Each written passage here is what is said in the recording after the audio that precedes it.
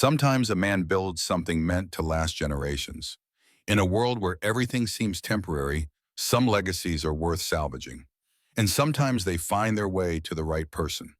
A baseball glove wasn't supposed to fall apart after one season. Not one made in America anyway. Daniel Reynolds worked the needle through the worn leather with the same precision he had once applied to crown molding and hand-cut dovetail joints. The smell of leather and oil filled the cramped one-bedroom apartment as late afternoon sunlight streamed through the single window. Outside, Chicago's endless sprawl of concrete stretched toward a horizon of steel and glass. "Is it fixed yet, Dad?" Tyler Reynolds stood in the doorway of their makeshift dining area, his 8-year-old frame silhouetted against the kitchen's fluorescent glare. The boy's eyes bright with hope, focused on the baseball glove that had been his Christmas present 3 years ago. Back when Reynolds Construction still existed. Back when they had a house with a yard instead of a fourth-floor walk-up with paper-thin walls. "Almost there, buddy. This old leather just needs a little patience."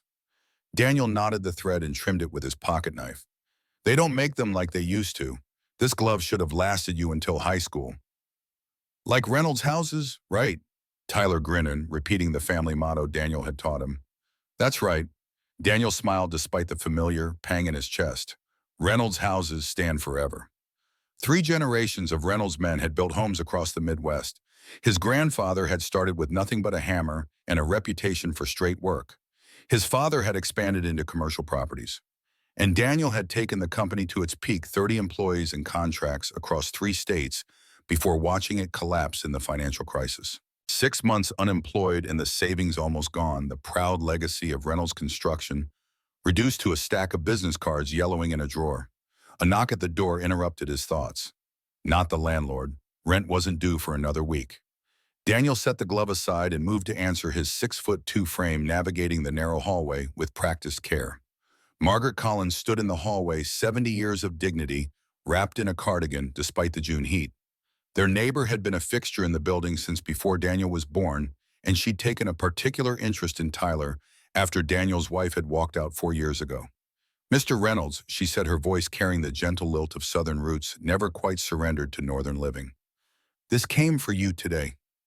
The mailman put it in my box by mistake.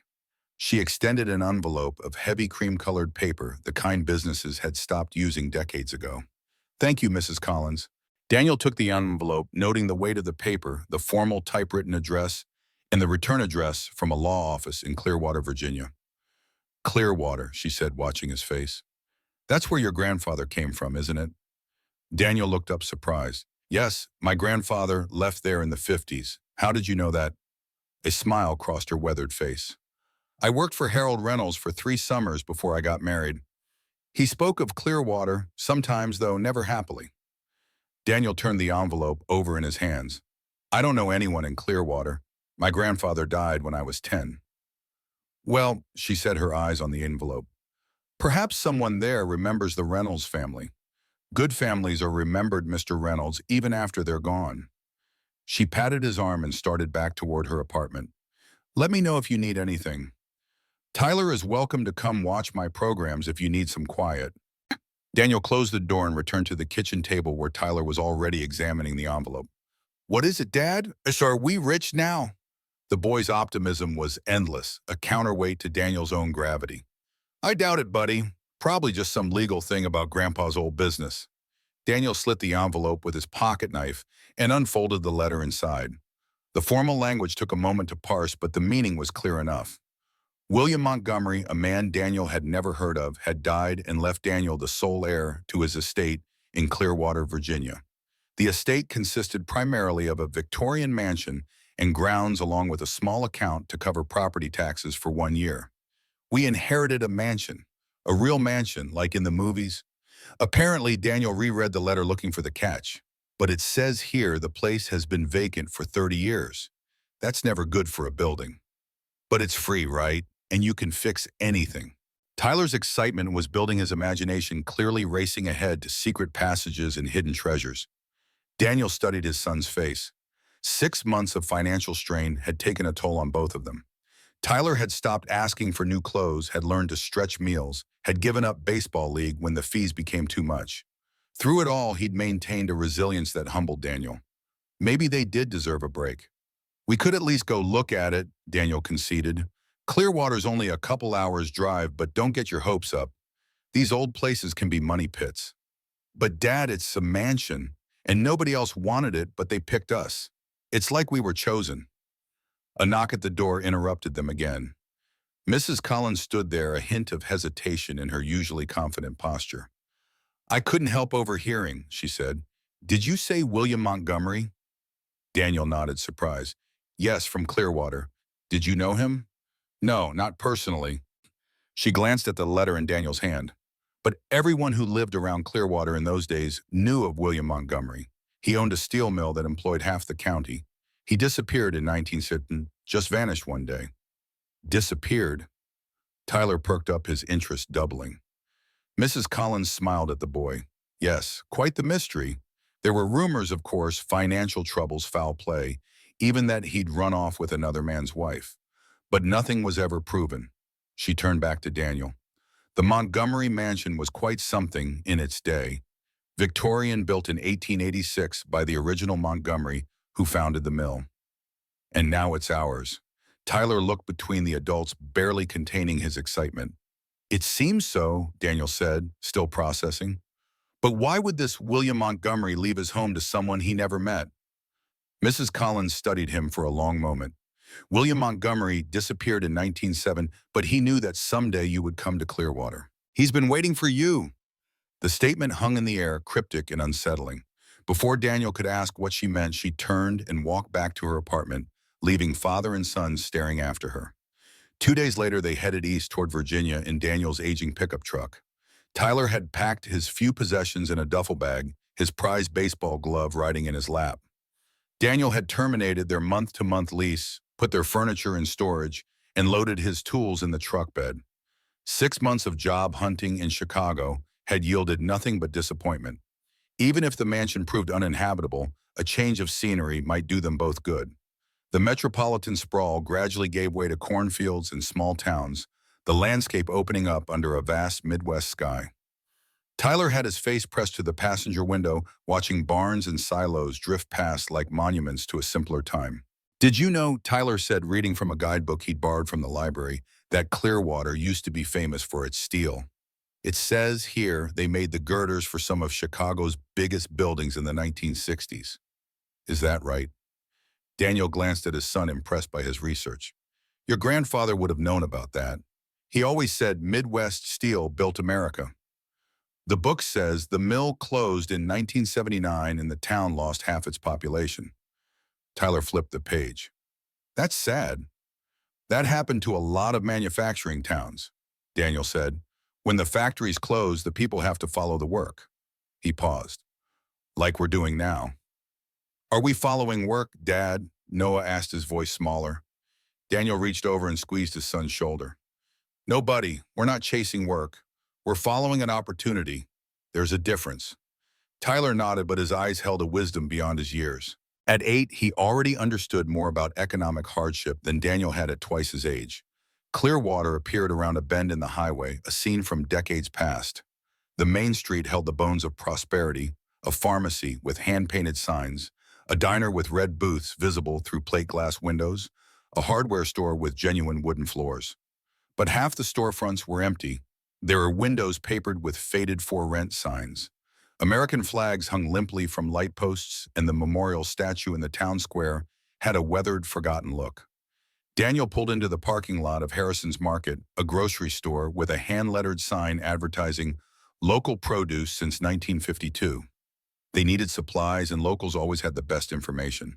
The store's interior was clean, but dated, with narrow aisles and wooden shelving that hadn't been updated in decades. A woman in her 70s stood behind the counter. Silver hair pulled back in a practical bun, and eyes that seemed to take the measure of a person in one glance. You must be the Reynolds boy, she said before Daniel could introduce himself. Sarah Harrison. I run this place since my Herald passed in '93. How did you? Daniel began. Small town, she replied with a smile. Margaret called me yesterday, said you were coming to claim the Montgomery place.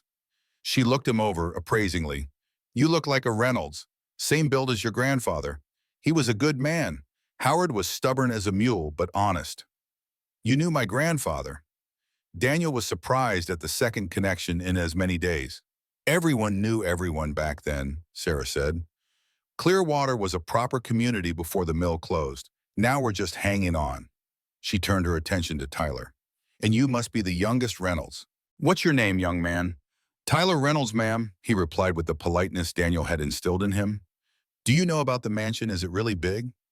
Sarah's expression softened. It certainly is. Biggest house in the county. 15 rooms, if I recall correctly. Been sitting empty these 30 years, though, so don't expect much grandeur.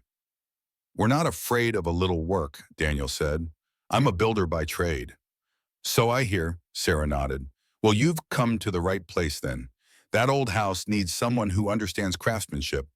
William was particular about his home, always using the best materials, the finest workmanship. Did you know William Montgomery? Daniel asked, curious about the man who had left them this unexpected inheritance. As well as anyone, I suppose, Sarah said, a shadow crossing her face. William and Robert Caldwell owned the steel mill together. They built Clearwater into something special.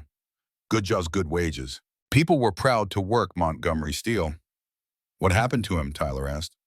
Mrs. Collins said he disappeared. Sarah's eyes flicked to the boy, then back to Daniel. That he did.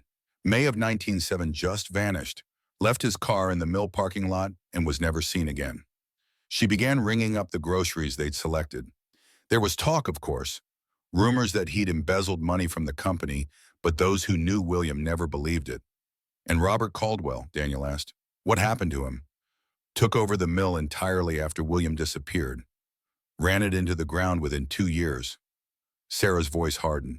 Sold off the equipment, cut the pensions, moved production overseas. Typical story these days, but it was shocking back then. As she bagged their groceries, Sarah studied Daniel with a penetrating gaze. There are two kinds of people who come to Clearwater these days, she said. Those looking to uncover the past and those trying to bury it. I'm still not sure which kind you are.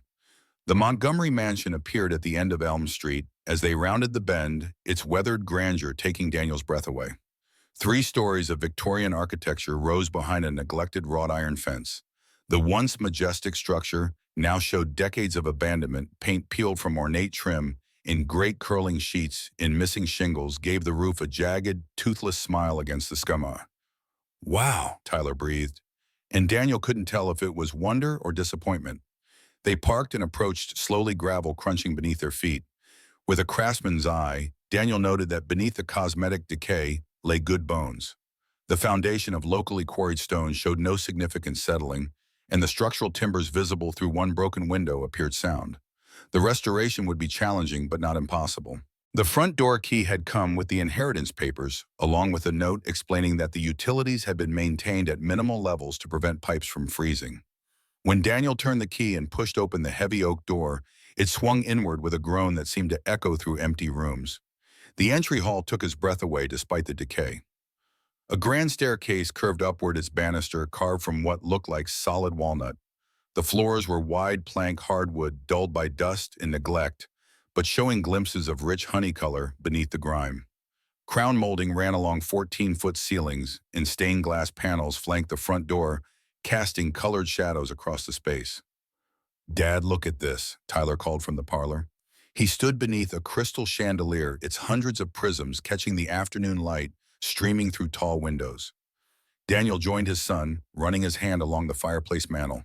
The marble was veined in gray and gold, and the carved details showed the work of master craftsmen.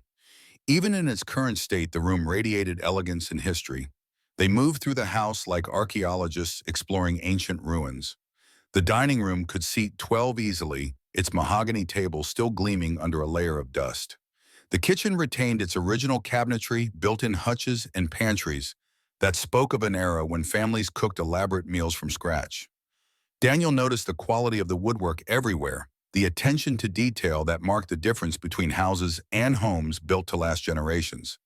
Whoever had constructed this place had understood that craftsmanship wasn't just about appearance, it was about integrity. Upstairs, they found 6 bedrooms, each with its own character. The master suite included a sitting area and private bathroom with a clawfoot tub deep enough for soaking away a day's work. Tyler claimed the bedroom in the tower, drawn by its circular walls and windows, that looked out over the entire town. Can this really be ours? Tyler asked as they stood in what would be his room. Daniel put his hand on his son's shoulder, feeling the weight of possibility and responsibility in equal measure. If we can make it work, buddy, it's going to take everything we've got. As the sun set behind the mansion's towers and gables, they brought in their meager belongings from the truck.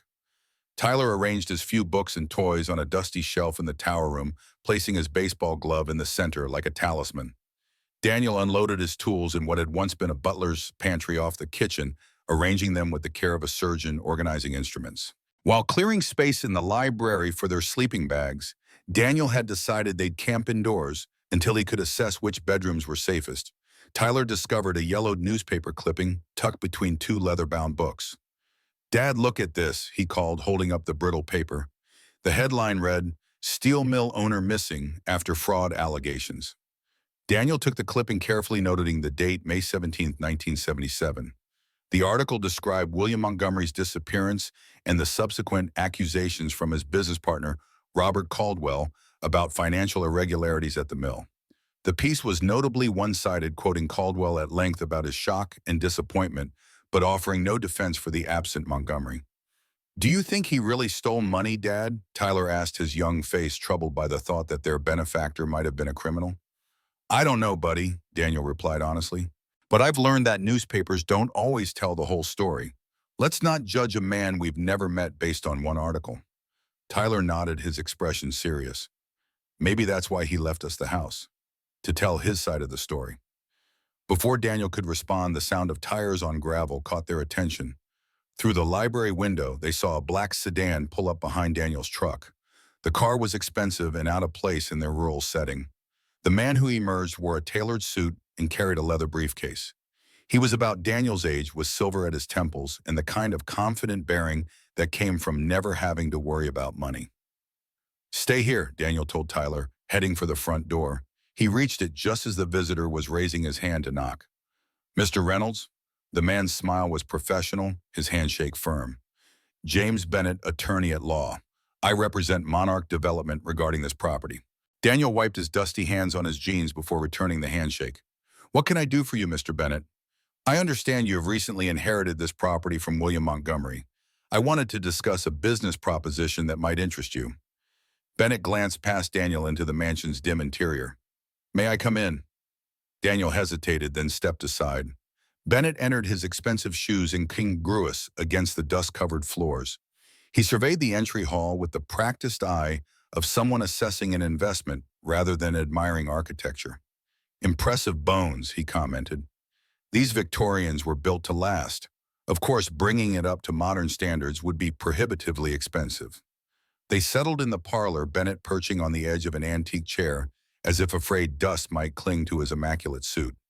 He opened his briefcase and pulled out a thick folder. "Mr. Reynolds, I'll be direct. This house is a money pit.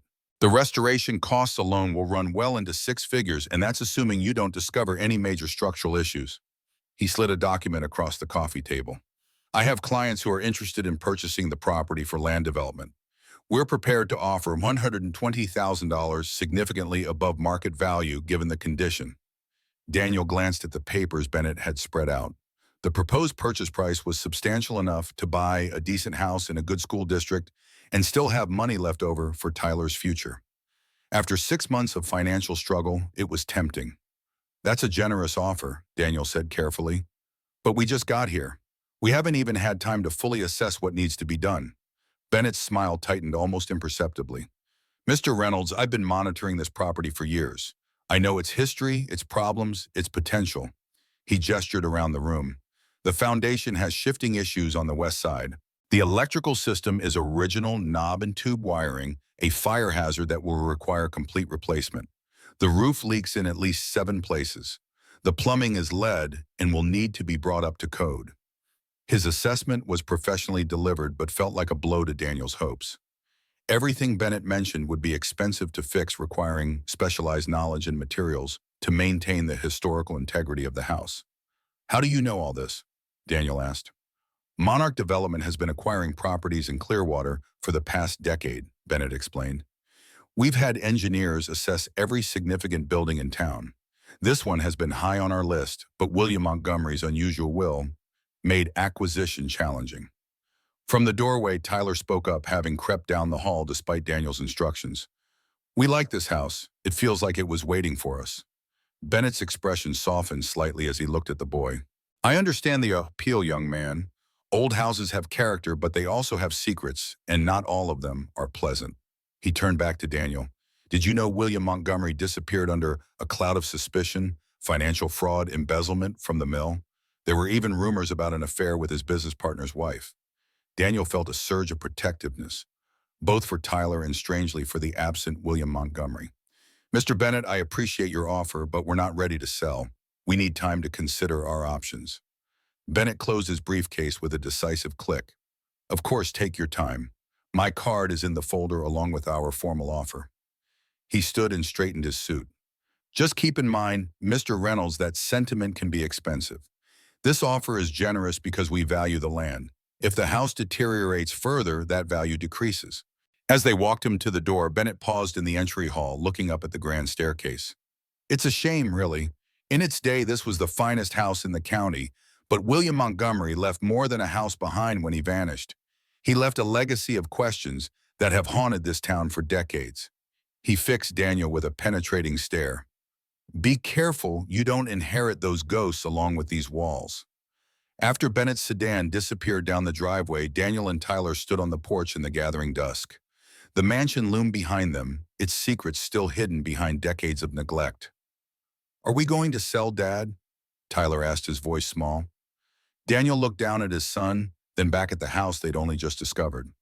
Despite its problems, he felt a connection to the place that was hard to explain, as if the craftsmanship that had gone into building it resonated with something in his own DNA. Not yet, he decided. First, we're going to learn more about this place and the man who left it to us. There's a story here. Tyler and I think we need to understand it before we make any decisions. Tyler's face broke into a relieved smile. I think William Montgomery picked us for a reason. As darkness fell completely, they lit lanterns they'd brought and set up their sleeping bags in the library. The tall bookshelves surrounded them like sentinels, the leather-bound volumes whispering of histories yet to be discovered. Through the windows, the lights of Clearwater twinkled in the distance, a constellation of small-town life that had once centered around the now silent steel mill. Daniel lay awake long after Tyler's breathing had settled into the rhythm of sleep. The mansion creaked and settled around them, the sounds of an old house adapting to new inhabitants. Outside, an owl called into the night, its cry echoing across the overgrown gardens. Tomorrow, Daniel decided they would begin to unravel the mystery of William Montgomery and discover why, after all these years, he had chosen to pass his legacy to them. But for tonight, in this moment of calm before the work began, Daniel allowed himself to feel something he hadn't experienced in months' hope. The next morning, Daniel woke to sunlight streaming through the library windows and the smell of coffee brewing. He found Tyler in the kitchen with Sarah Harrison, who was setting out muffins on a chipped but elegant china plate. Hope you don't mind, she said, seeing Daniel's surprised expression. I bring breakfast to new neighbors. Tradition. Not at all, Daniel said gratefully, accepting the coffee she poured into a dusty mug she'd apparently washed. Thank you. I've been telling Tyler about the house, Sarah continued, and about Clearwater in its better days. Did you know the steel mill employed over 2,000 people? Tyler said excitedly. And they made the steel for the Sears Tower. That we did, Sarah nodded. Best structural steel in the Midwest. Montgomery and Caldwell Steel put Clearwater on the map. Daniel took a muffin and leaned against the counter. Mr. Bennett from Monarch Development stopped by last night, offered to buy the place. Sarah's expression darkened. James Bennett. That man's been circling this property like a vulture for 20 years. She poured herself coffee. Monarch's bought up half the commercial real estate in town. Plans to tear down the old buildings put in one of those outlet malls and some office towers. Call it revitalization. Would that be so bad? Daniel asked. The town could use jobs. Minimum wage retail jobs, Sarah scoffed. Not the kind that built Clearwater, the kind that keep people poor enough to be grateful for scraps. She sipped her coffee. This town wasn't built on handouts. It was built on craftsmanship and pride in honest work. William Montgomery understood that.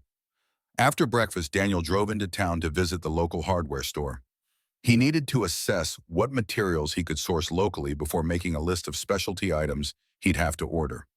Tyler stayed at the mansion with Sarah, who'd offered to help clean the kitchen to civilized standards. The hardware store on Main Street had the worn, comfortable feel of a place that had served generations. Wood floors creaked underfoot, and the shelves were stocked with a practical assortment of tools and supplies. At the counter, a man in his 60s looked up from a newspaper. "You must be Reynolds," he said, extending a hand. "Jack Cooper. I'm the sheriff around here, but I help out at my brother's store on Tuesdays." His handshake was firm, his eyes sharp beneath a weathered brow. "Sarah called, said you might need some supplies for the old Montgomery place." "Yes, sir," Daniel replied, noting the Marine Corps pin on the man's lapel. "Just assessing what I can get locally." Cooper nodded appreciatively. "Navy," he asked, noting Daniel's bearing. "SEALs 2 tours." "Semper Fi," Cooper said, the traditional greeting from one veteran to another. "Nam for me. Different war, same crap." He folded his newspaper. "So you're taking on the Montgomery mansion. That's either brave or crazy." "Maybe a little of both," Daniel admitted. "I need work, and it's a roof over our heads." "Fair enough," Cooper leaned on the counter.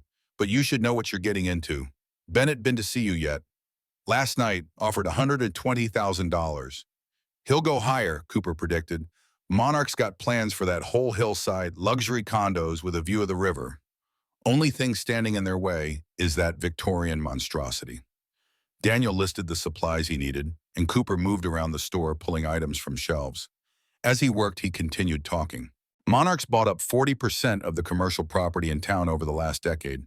Whenever a business fails or an owner dies, Bennett swoops in with cash offers. Most folks can't afford to say no." "Sounds like smart business," Daniel commented, though something about the situation made him uneasy. Cooper snorted. "Smart for who? They're sitting on empty buildings, letting them deteriorate until the town has no choice but to approve their development plans." He set a box of nails on the counter. "Used to be a community here. Now it's just real estate." Before leaving, Daniel asked, "Did you know William Montgomery?" Cooper paused, his expression thoughtful. "Not well. I was just back from Vietnam when he disappeared. But my dad worked at the mill for 30 years. Said William was the only boss who knew every worker by name." He met Daniel's eyes.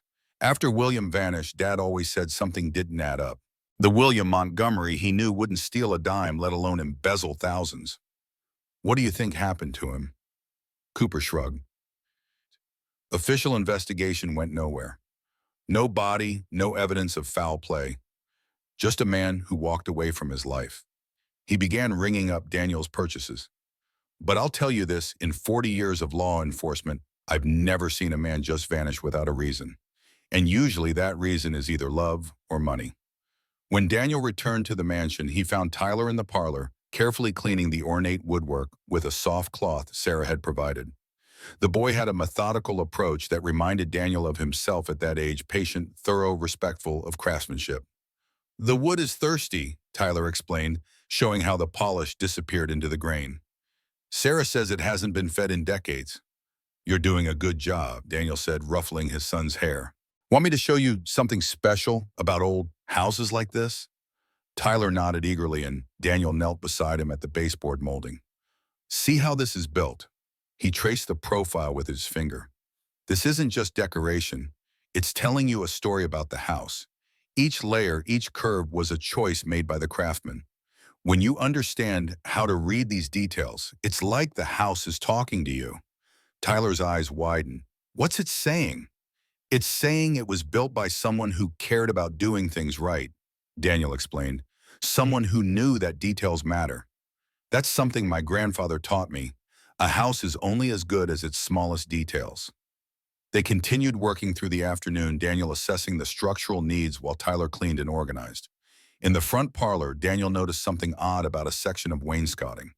The wood pattern didn't quite match the surrounding panels, as if it had been replaced at some point. Running his hand along the surface, he felt a slight difference in texture. "Tyler, come look at this," he called. Together they examined the wall section. Daniel pressed gently, and to their surprise, the panel moved slightly. "It's loose," Tyler exclaimed. Daniel carefully worked his fingers into the narrow gap and pulled. The panel resisted, then came free with a soft popping sound. Behind it was a small recess carved into the wall itself. And inside that space was an ornate brass key unlike anything Daniel had seen in the house so far. The key was heavy, intricately carved with symbols and patterns that seemed to tell a story. The head was shaped like a heart, and tiny engravings covered every surface. Some looked like compass points. Others resembled architectural elements Daniel had noticed throughout the house. Wow, Tyler breathed. It's like something from a pirate movie. Daniel turned the key over in his palm, studying the craftsmanship. Whoever had made this had been an artist as well as a locksmith. The symbols weren't random decorations. They were purposeful, meaningful. Let's see if it fits any of the doors, Tyler suggested, already heading toward the front hall. They spent the next hour testing every lock in the house. The key was too ornate for the simple door locks, too large for the small cabinet latches, and the wrong shape entirely for the modern deadbolts that had been added over the years. But as they moved through the mansion, Daniel noticed something else. The symbols on the way matched details he'd been seeing throughout the house without really registering them. The same compass rose pattern carved into the key appeared in the banister newel post. The interlocking circles were repeated in the dining room ceiling medallion. The heart shape showed up in the stained glass panels by the front door. "Dad," Daniel said slowly, "I think this key is supposed to lead us somewhere, but not to a door. It like a treasure map." Tyler's excitement was palpable. Maybe, or maybe just a message William Montgomery left behind. Daniel examined the symbols again. These aren't random. They're a system, a way of marking something important. As the sun began to set, Sarah returned with a casserole for their dinner. When Daniel showed her the key, her expression changed, a fleeting look of recognition, quickly masked. "Found in the walls, you say?" she asked, her tone carefully neutral. "Well, old houses have their secrets." "Do you recognize it?" Daniel pressed. Sarah busied herself with setting out plates. William was fond of puzzles and symbolism. He believed a man's true legacy wasn't what he left behind, but what he built to last. She glanced at the key. Sometimes the most valuable inheritance isn't what can be spent, but what can be understood. Before Daniel could question her further, they heard the crunch of tires on the gravel driveway. Through the window, they saw Sheriff Cooper's patrol car pulling up. The officer approached the house with the measured stride of a man who'd seen enough in life to be cautious, but not fearful. "Evening, folks," he greeted them at the door. "Just checking in on our new residents. Everything all right up here?" "Yes, sir," Daniel replied. "Just getting settled." Cooper nodded, his eyes taking in the progress they'd made cleaning the entry hall. "Looks like you've been busy. Place already seems a bit more lived in." "Would you like to stay for dinner, Sheriff?" Sarah offered. "I've brought plenty." Over Sarah's chicken casserole served on dusty china they'd washed in the kitchen sink, Cooper shared more of it about Clearwater's history and current challenges. The conversation was casual, but Daniel sensed both Cooper and Sarah were measuring him, assessing whether he was someone they could trust with whatever knowledge they possessed about William Montgomery and his mansion. As the evening wore on, Tyler began to fade, the excitement of the day catching up with him. Daniel sent him upstairs to get ready for bed in the tower room, which they'd made habitable with fresh sheets and a thorough cleaning. Once Tyler was out of earshot, Cooper leaned forward. "Bennett will be back," he said quietly, "and he won't take no for an answer easily. Monarch invested too much in their development plans to let this property slip away." "Why is this house so important to them?" Daniel asked him. "There's plenty of land around here." Sarah and Cooper exchanged a glance, a silent communication between old friends who shared a burden of knowledge. "Sometimes," Sarah said carefully, "when a man disappears, he leaves questions behind. And sometimes the answers to those questions are worth more than the property they're hidden in." Cooper nodded. "William Montgomery and Robert Caldwell built this town together. Then something went wrong between them. Whatever happened in 1907, it changed Clearwater forever." "And Bennett," Daniel pressed. "What's his connection?" "James Bennett is Robert Caldwell's stepson," Cooper revealed. "Took his mother's maiden name after college, but he's a Caldwell through and through. He's been searching for something in this house for 20 years. Something he believes William took from his father." The key seemed to grow heavier in Daniel's pocket.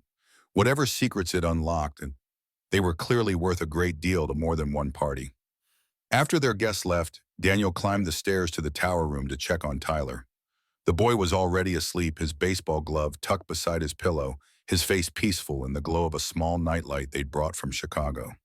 The circular room with its windows looking out in all directions seemed to embrace the sleeping child as if the house itself had decided to protect its youngest inhabitant. Standing in the doorway, Daniel felt the weight of the day's discoveries. This wasn't just an inheritance. It was a mystery spanning decades involving powerful interests and buried truths. Whatever William Montgomery had hidden in these walls, finding it might bring more danger than reward. But looking at his sleeping son, Daniel knew they couldn't simply walk away. After months of setbacks and disappointments, Tyler had found something to believe in, a mystery to solve, an adventure to experience, a home to claim.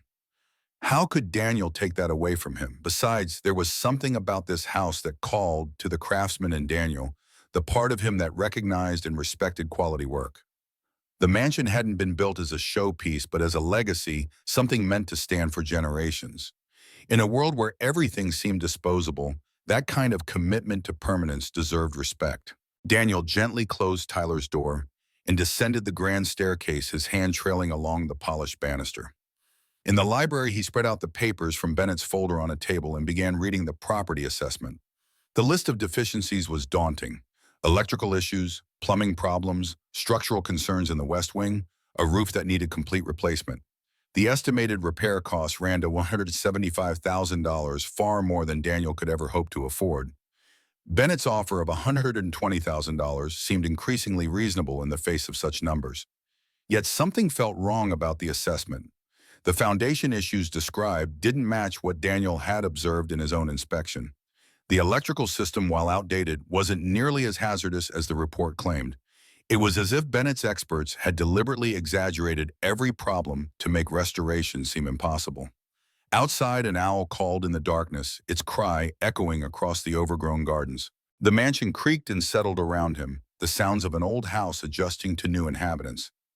But beneath those normal noises, Daniel thought he heard something else, a faint tapping, like someone gently testing the walls. He moved quietly to the window, peering out into the moonlit grounds. For a moment, he thought he saw a shadow moving among the trees at the edge of the property.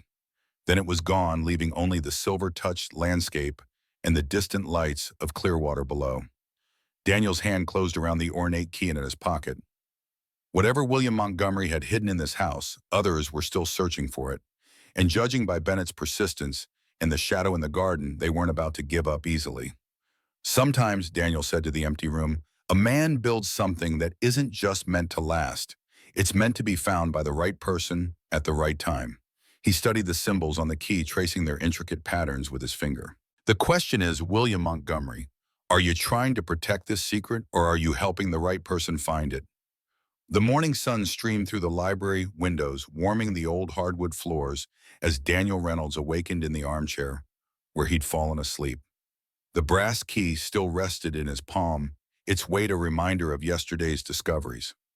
Outside, the sound of a hammer striking wood echoed across the overgrown grounds. From the window, Daniel spotted Tyler in the front yard, his small frame hunched in concentration as he attempted to repair a section of the porch railing with tools from Daniel's collection. The sight warmed him more than the morning sun. 3 generations of Reynolds men had built things with their hands. 4 if he counted Tyler. Some talents were simply in the blood. "Morning, Dad," Tyler called, looking up from his work as Daniel stepped onto the porch. "I'm fixing this part that was loose. The wood's still good. Just needed some reinforcement." Daniel examined his son's work, genuinely impressed by the boy's instinctive understanding of structure. "Good job, buddy. You've got a natural eye for this." "Like you and Grandpa," Tyler beamed at the comparison. "Exactly like that." Daniel ruffled his son's hair. "Listen, I need to find some work in town if we're going to stay here. How about we get breakfast and I'll ask around?" The Clearwater Diner occupied a prime spot on Main Street, its neon sign and chrome fixtures preserved from the 1950s. Inside, red vinyl booths lined the windows, and a counter with swivel stools ran the length of the space. The morning crowd was sparse, a few older men reading newspapers, a couple of workers in dusty boots nursing coffee. Conversation paused briefly when they entered, a dozen pairs of eyes, assessing the newcomers before returning to their breakfasts. A waitress in her 60s approached with coffee and a friendly smile. "You must be the Reynolds boys," she said, filling 2 mugs without asking. "Sarah called ahead, said you inherited the old Montgomery place." "Word travels fast," Daniel observed. "Only thing that does in Clearwater these days." She chuckled. "I'm Doris. Been working this counter since before you were born." Over plates of eggs and bacon, Daniel struck up a conversation with Frank Miller, the owner of Miller Construction, who occupied the next booth. The weathered contractor was initially reserved but opened up when Daniel mentioned his background in restoration carpentry. Could use a hand with the Robinson job, Miller admitted after hearing about Daniel's experience. Old Victorian downtown. Owner wants original-style crown molding replaced where water damage hit. Not many craftsmen left who know how to match 100-year-old profiles. I can do that, Daniel said, trying to contain his eagerness. I've got the tools and experience. Miller nodded slowly. Pays fair. Cash weekly. Be at the corner of Maple and 4th tomorrow, 7 sharp. He drained his coffee cup and stood. Good luck with the Montgomery place. That house has beaten better men than both of us. As the contractor left, Sheriff Cooper slid into the vacated seat. Saw you talking with Frank. Good man, fair employer. Did he hire you? Daniel nodded. Starting tomorrow. Smart move, Cooper approved. This town respects men who work with their hands. Show them you're willing to contribute, they'll accept you faster. He lowered his voice. Also smart to have legitimate business in town gives you a reason to be asking questions without raising eyebrows. Tyler, who had been studying a local history book Sarah had lent him, looked up. What kind of questions? Cooper glanced around before answering. About William Montgomery, about what really happened at the mill, about why Bennett wants that property so badly. He fixed Daniel with a meaningful look. Found anything interesting in that old house yet? Daniel hesitated, then reached into his pocket and showed Cooper the ornate key. The sheriff examined it carefully, his expression giving nothing away. Interesting craftsmanship, he commented, returning it. Seen anything like this before? No, and it doesn't fit any lock in the house that we found. Cooper nodded thoughtfully. Some keys aren't meant for doors, Reynolds. Sometimes they're meant for people. He stood and put on his hat. Be careful who you show that to. Not everyone in Clearwater remembers William Montgomery kindly. After breakfast, they stopped at the county records office, a small brick building adjacent to the courthouse. The clerk, initially skeptical of their request to view property records for the Montgomery estate, became more helpful when Daniel produced the inheritance paperwork. These old deed books don't get much use these days, she said, pulling out a large leather-bound volume. Most folks just want the computerized records. The original deed for the Montgomery mansion dated to 1886, the flowing script detailing the property boundaries, and the original owner, Charles Montgomery, founder of what would become Montgomery Steel. Subsequent transfers showed the property passing down through generations of Montgomerys, eventually to William in 1965. There's something odd here, Daniel noted, examining the most recent entry. William Montgomery's will was executed in 1975, 2 years before he disappeared, but it wasn't filed until 1980. The clerk peered over her glasses. That is unusual. Normally a will is filed for probate shortly after death, but without a body. Was William Montgomery ever legally declared dead? Daniel asked. Let me check. She disappeared into a back room, returning with another file. Yes, Robert Caldwell filed a petition in 1980. Since William had been missing for 3 years, the court granted it. That's when the will was executed.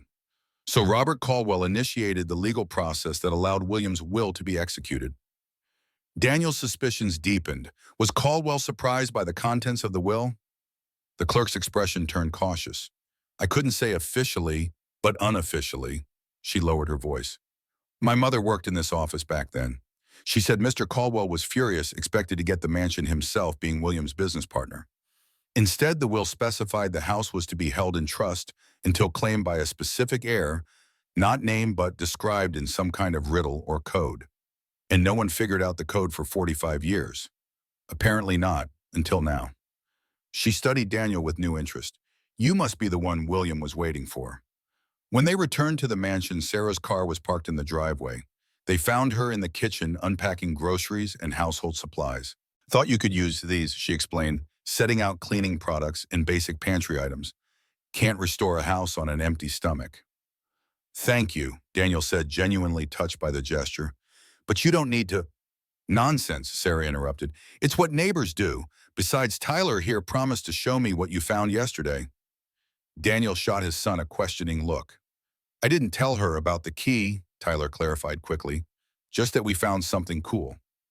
Sarah's expression was innocent, but her eyes held a knowing gleam. This old house has many secrets. William was fond of puzzles and hidden compartments. Reluctantly, Daniel showed her the key. Sarah examined it with careful attention, her fingers tracing the intricate symbols. "Beautiful workmanship," she commented. William was quite the artisan. "Did you know he did woodworking as a hobby, made some of the finest furniture in town?" "You knew him well?" Daniel asked. A shadow crossed Sarah's face. "I was the Montgomerys' housekeeper for 20 years. Started working for William's parents when I was just a girl. Stayed on after William inherited the place." She returned the key. "He was a good man, no matter what others said after he disappeared. Honest to a fault." "Then why was he accused of embezzlement?" Tyler asked. Sarah's lips tightened. "Some men can't accept that their failures are their own doing. They need someone else to blame." She busied herself with arranging groceries. Robert Caldwell made accusations because it was easier than admitting his own mismanagement. While Tyler helped Sarah organize the kitchen, Daniel retreated to the library to examine the key more carefully. Under the bright light of a work lamp, he noticed something he'd missed before. Tiny numbers etched alongside some of the symbols. They were faint, requiring a magnifying glass to read clearly, but they appeared to be coordinates or measurements of some kind. The afternoon sun cast the ornate banister newel post into sharp relief, highlighting the compass rose carving that matched one of the key symbols. Acting on instinct, Daniel examined the post more closely. The craftsmanship was exquisite, the wood shaped by hands that understood both beauty and function. Running his fingers along the carving, he felt a slight depression in the center, almost imperceptible unless you were looking for it. "Tyler," he called, "bring me my small pocket knife." With surgical precision, Daniel inserted the knife tip into the depression and applied gentle pressure. Something clicked inside the newel post, and a small panel slid open, revealing a hidden compartment. Inside was a folded piece of parchment, yellowed with age. Tyler's eyes widened. A secret message. Daniel carefully unfolded the parchment to reveal what appeared to be a partial floor plan of the mansion, but with areas marked that didn't correspond to any rooms they had seen. The symbols from the key were scattered throughout the drawing, connected by dotted lines that suggested a path through the house. At the bottom, in spidery handwriting, someone had written, "For the rightful heir when the time comes to claim what was lost." "Dad, it's a treasure map." Tyler could barely contain his excitement. "Maybe," Daniel said cautiously, "or it could be something else entirely." Either way, William Montgomery went to a lot of trouble to create this trail of clues. The question is why. As they studied the map, Sarah appeared in the doorway, her expression unreadable as she observed the parchment in Daniel's hands. "Found another piece of the puzzle, I see," she said quietly. "You knew about this?" Daniel asked. Sarah sighed and sat down heavily in a nearby chair. "I knew William left clues throughout the house. He told me he was creating a trail that only the right person could follow." She looked at Daniel intently. "A person with the right skills, the right background, and the right bloodline." "Bloodline," Daniel repeated, a chill running down his spine. "William Montgomery didn't choose you randomly, Daniel. He chose you because of who you are." Sarah reached into her handbag and removed an old photograph, handling it with reverence. This was taken in the summer of 1972. The photograph showed a younger William Montgomery standing beside a beautiful woman with auburn hair and a gentle smile. Between them was a small boy, perhaps 5 years old, with dark hair and familiar eyes. "The woman is Elizabeth Caldwell," Sarah said softly, "Robert Caldwell's wife." In the bimbo, she met Daniel's gaze steadily. "The boy is Michael Reynolds, your father." The revelation hit Daniel like a physical blow. "That's not possible. My father grew up in Chicago. His parents were Howard and Caroline Reynolds. Howard and Caroline adopted Michael when he was 6 after Elizabeth sent him away for his own protection." Martha's voice was gentle but firm. "Michael was born in 1967. His real parents were William Montgomery and Elizabeth Caldwell." Tyler looked between them, trying to process the implications. "So William Montgomery was Dad's grandfather." "My great-grandfather." Sarah nodded. "William and Elizabeth had a brief but passionate affair. When she discovered she was pregnant, she couldn't risk Robert finding out. She told him the child was his, and for 5 years they all lived with that lie." Her eyes grew distant with memory. "But a child's features can reveal truths over time. Michael began to look more and more like William. Robert started to suspect." "What happened?" Daniel asked, his voice hoarse. Elizabeth knew Robert's temper. She feared for the boy's safety. She contacted William, and together they arranged for Michael to be adopted by Howard Reynolds, William's second cousin, who had moved to Chicago years earlier. Sarah touched the photograph gently. It broke both their hearts, but they believed it was the only way to keep him safe. The story seemed impossible, yet it explained so much: why William had left the mansion specifically to Daniel, why he created an elaborate puzzle that required a craftsman's eye to solve, why the key had been waiting 45 years for the right person to find it. "If this is true, why didn't my father ever tell me?" Daniel asked. Elizabeth wrote to Michael on his 18th birthday explaining everything. By then, William had disappeared and the scandal had died down. Sarah's expression grew sad. What Michael chose to do with that knowledge was his decision. Perhaps he wanted to protect you just as his parents had protected him. Tyler, who had been examining the photograph closely, looked up with a sudden realization. That's why Mrs. Collins knew about Clearwater. She worked for Great-Grandpa Howard. Daniel nodded slowly, pieces falling into place. Eleanor Collins had known exactly who Daniel was when the inheritance letter arrived. She'd been part of this all along. Another guardian of the secret waiting for the right moment. "There's something else you should know," Sarah said hesitantly. "Robert Caldwell died in a yacht explosion in 1980, 3 years after William disappeared. The circumstances were suspicious. Some believed it was an accident. Others thought it might have been suicide. A few suggested something darker." "And James Bennett?" Daniel asked. "Robert adopted him when he married Bennett's mother in 1970. James was 5 years old at the time, the same age as Michael." Sarah's expression hardened. After Robert died, James became obsessed with the Montgomery legacy. He believes William somehow cheated his father out of millions, then orchestrated Robert's death to cover his tracks. That's why Bennett wants the mansion so badly. Daniel realized he thinks William hid something here. Evidence or money. "William did hide something here," Sarah confirmed, "but it's not what James thinks. It's something far more valuable than money. It's the truth." As the implications of Sarah's revelations settled over them, Tyler tugged at Daniel's sleeve. "Dad, look at the map. I think I know where one of these symbols is." The boy pointed to a drawing of interlocking circles that matched a decorative element they'd noticed in the tower room ceiling. According to the parchment, that location concealed another clue in William's elaborate puzzle. "We should check it out," Tyler urged. Daniel nodded, grateful for his son's enthusiasm despite the emotional weight of Sarah's revelations. "Let's go see what William left for us to find." The tower room's circular design created a unique acoustic environment, their footsteps echoing off the curved walls as they entered. Tyler pointed to the ceiling medallion at the center, where an ornate plaster design featured the same interlocking circles marked on the map. "It's too high to reach," Daniel observed, studying the 15-foot ceiling. "Not with the ladder from the garage," Tyler suggested. While Tyler and Sarah retrieved the ladder, Daniel examined the ceiling medallion through binoculars. The craftsmanship was exquisite, the plaster work showing details invisible from floor level. At the center of the design was what appeared to be a small keyhole. With the ladder positioned, Daniel climbed carefully, the brass key in hand. The keyhole was indeed real, not just a decorative element. When he inserted the key, it fit perfectly. With a deep breath, he turned it clockwise. A soft click echoed through the room, but nothing visibly changed. Daniel turned the key counterclockwise, and this time the medallion itself rotated slightly, revealing a small compartment built into the ceiling. Inside was an old leather-bound book. Back on solid ground, they examined their find.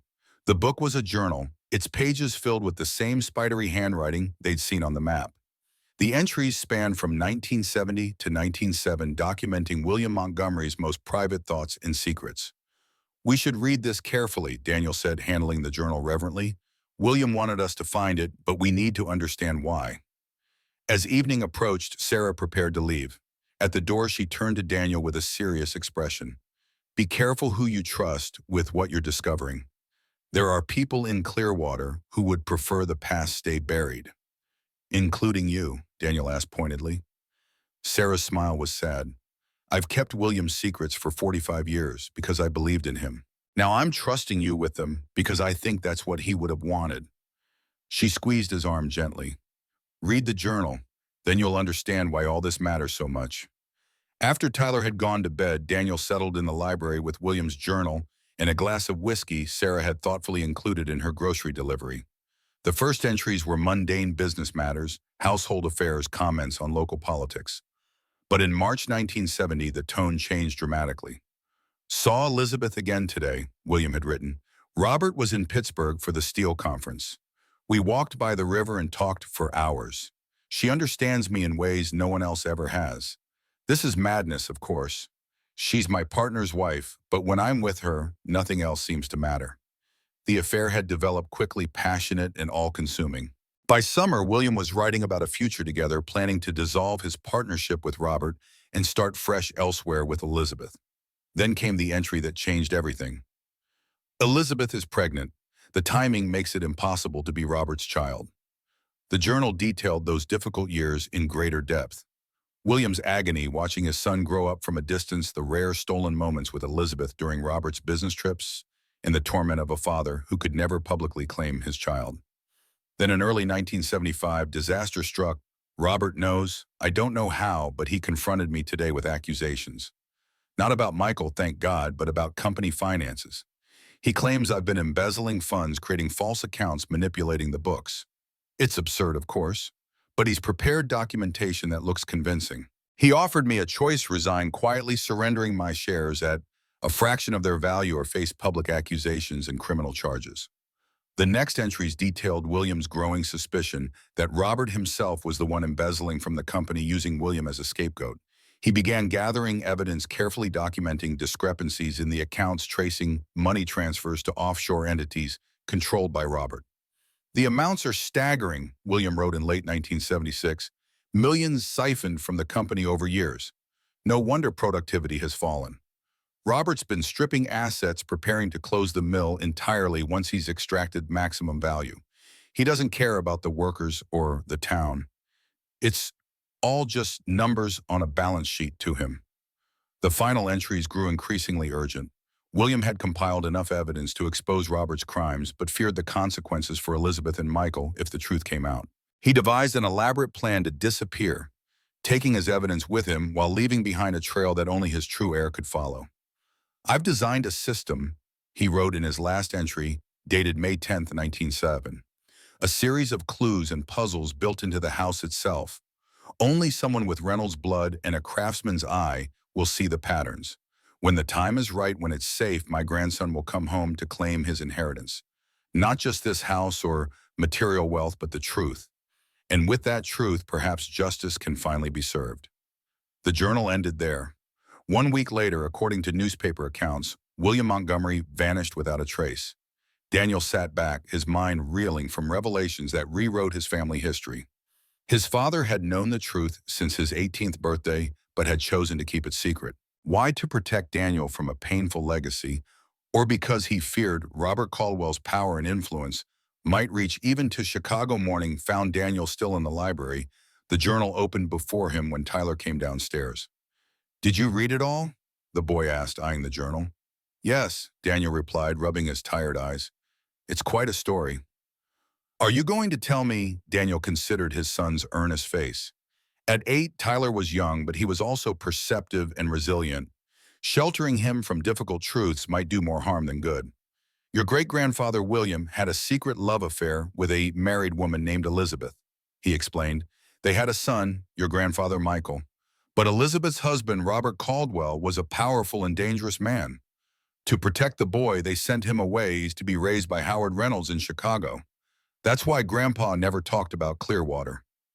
He was hiding, Tyler realized. "I think so," Daniel agreed. William discovered that Robert was stealing money from their company and planned to expose him, but before he could, William had to disappear to protect himself and his evidence. Tyler's brow furrowed in concentration. "So the map and the key and all the clues, they're leading us to the evidence. And maybe more," Daniel said. William wanted his true heir to know the whole story and reclaim the Montgomery legacy. "That's us." Tyler's eyes lit up with understanding. "Yes, buddy, we are." Daniel smiled despite the weight of responsibility he felt. "But we need to be careful. James Bennett believes his father was the victim, not the villain. He spent decades searching for whatever William hid in this house. Is that why he wants to buy it? To tear it down and find the secret?" "Probably," Daniel admitted. "But we're not going to let that happen. This is our home now and our history. We just need to figure out what William wanted us to find. They spent the morning studying the map and journal for additional clues. According to the parchment, the next location in William's trail was marked by a heart symbol somewhere in the library. They searched methodically, examining bookshelves, moldings, and furniture for anything resembling the heart design from the key. "Dad, look at this," Tyler called, pointing to a leather-bound volume on a high shelf. Unlike the other books, its spine featured a small, embossed heart that matched their key. The book, titled Great Expectations by Charles Dickens, contained no hidden compartments or loose pages. But as Daniel leafed through it, he noticed faint pencil marks underlining certain words and phrases throughout the text. When read in sequence, these highlighted portions formed a message. "Beneath the place where hearts are joined, where two become one, you will find the next step of your journey." Hearts joined. Two become one, Daniel muttered, turning the clue over in his mind. "That sounds like a wedding reference." "The master bedroom," Tyler exclaimed. "That's where married people sleep." The master suite occupied the entire east wing of the second floor, a spacious retreat with tall windows overlooking the gardens. The bedroom itself featured an elegant four-poster bed, matching wardrobes, and a sitting area with a small fireplace. Above the bed hung a large oil painting of the mansion as it had appeared in its prime, surrounded by manicured grounds and formal gardens. "Hearts joined, two become one," Daniel repeated, scanning the room for anything heart-shaped. "Maybe it's the bed," Tyler suggested. "That's where married people sleep together." Daniel examined the bed frame carefully, running his hands along the ornate headboard. The wooden posts were carved with intricate patterns, including, he now noticed, small heart motifs at each corner. When he pressed one of these hearts, nothing happened. But when he pressed two diagonal hearts simultaneously, literally joining them, a soft click came from beneath the bed. Together they moved the heavy bed frame aside to reveal a section of flooring that differed subtly from the surrounding boards. The heart symbol from the key had been inlaid into the wood using a lighter species, nearly invisible unless you knew to look for it. The inlaid section proved to be a removable panel. Beneath it lay a small metal box locked and sealed against time. The brass key fit this lock as well, and inside they found a collection of old photographs, letters, and a small leather pouch. The photographs documented William and Elizabeth's secret relationship, quiet moments by the river, a picnic in a secluded meadow, William holding an infant Michael with an expression of bittersweet joy. The letters were from Elizabeth to William, written over the years of their separation, full of longing and regret. The final letter, dated April 19th, just before William disappeared, contained a warning. "Robert suspects everything now. He's found our letters, though thankfully not all of them. He's threatened me, saying he'll take Michael away if I don't cooperate with his plan to blame you for the financial irregularities. I fear what he might do to you, to us all. Please be careful, my love. If anything happens, remember our special place where the water meets the stone. Everything that matters is there." The leather pouch contained a woman's wedding ring, a simple gold band with a small diamond and a folded note in William's handwriting. "For my grandson when he finds his Elizabeth. True love transcends time and betrayal." Daniel sat on the edge of the bed, overwhelmed by the tangible evidence of a love story that had shaped his family's destiny. Tyler climbed up beside him, leaning against his father's shoulder as they looked through the photographs together. "She was pretty," Tyler said, studying a picture of Elizabeth. "She looked sad, though." "I think she was," Daniel agreed. "She had to make an impossible choice between the man she loved and the safety of her child. Like Mom had to choose between us and her new job in California," Tyler asked quietly. Daniel winced at the comparison but couldn't deny its emotional truth. Sometimes adults make choices that hurt the people they care about. It doesn't mean they don't love them. "I know," Tyler said with the simple wisdom of childhood. "But Elizabeth and William never stopped trying to do the right thing even when it was hard. That's what matters, right?" "That's exactly right, buddy." Daniel pulled his son into a hug, grateful for the resilience and insight that made Tyler so special. "And now it's our job to finish what they started." The last item in this metal box was a small brass key similar to the ornate one they'd found first, but with different symbols. This one featured a wave pattern along its shaft and what appeared to be a rocky outcropping on its head. "Water meeting stone, just as Elizabeth mentioned in her letter," Daniel said, examining the new key. "I think this is pointing us to the next location, somewhere involving water and stone." The river runs behind the property, Tyler remembered. And there are big rocks down there. I saw them from my tower window. Good thinking. Let's check the river after lunch. As they replaced the bed and prepared to head downstairs, the sound of a car on the gravel driveway caught their attention. Through the bedroom window, they saw James Bennett's black sedan pulling up to the house. Perfect timing, Daniel muttered. Stay up here, Tyler. I'll handle this. Bennett stood on the porch in another immaculate suit, his expression a careful mask of professional courtesy when Daniel opened the door. Mr. Reynolds, he greeted. I hope I'm not interrupting. I wanted to follow up on our conversation. I'm still not selling, Daniel said flatly. I thought you might say that, which is why I've brought a revised offer. He handed Daniel a folder. $200,000, Mr. Reynolds. Twice what the property is objectively worth in its current condition. Daniel glanced at the papers without opening the folder. That's very generous. It reflects Monarch's strong interest in developing this hillside, Bennett replied smoothly. I should mention that our assessment team has identified several code violations that will require immediate attention. The electrical system alone would cost upwards of $50,000 to bring up to modern standards. Is that a threat, Mr. Bennett? Bennett's expression hardened slightly. Not at all. Simply information any responsible property owner would want to have. Clearwater may be a small town, but building codes are still enforced. I appreciate your concern, Daniel said coolly, but I know quite a bit about building codes and about historical property exemptions. Something flickered in Bennett's eyes, a momentary calculation, a reassessment. You've done your homework. I respect that. He gestured toward the house. May I come in? I'd like to explain why this property means so much to Monarch's development plans. Reluctantly, Daniel stepped aside. Bennett entered his gaze, sweeping the entry hall with the practiced assessment of someone who had studied the mansion many times before. You've made progress cleaning up, he commented. But I hope you realize what you're undertaking. This place needs far more than cosmetic attention. I'm aware of the challenges, Daniel replied. I'm a third-generation builder. This kind of restoration is my specialty. Bennett nodded thoughtfully. Reynolds Construction. I looked into your background after our first meeting. Quite a respectable family business before the recession claimed it. His tone shifted, becoming more personal. We all face setbacks, Mr. Reynolds. The question is how we recover from them. Is that what this is about for you? Daniel asked. Recovery from a setback. Bennett's eye narrowed slightly. What do you mean? Your father's legacy. Robert Caldwell built an empire, then lost it all. Is that why this property matters so much to you? To reclaim what you believe was taken from him? The change in Bennett's demeanor was immediate and chilling. The polished corporate facade fell away, revealing something harder and more desperate beneath.